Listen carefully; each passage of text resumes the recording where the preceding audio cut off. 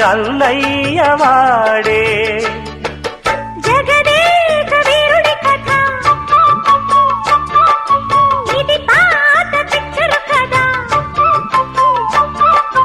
అతిలోక సుందరి తల అతికిల్చిగిస్తా పద.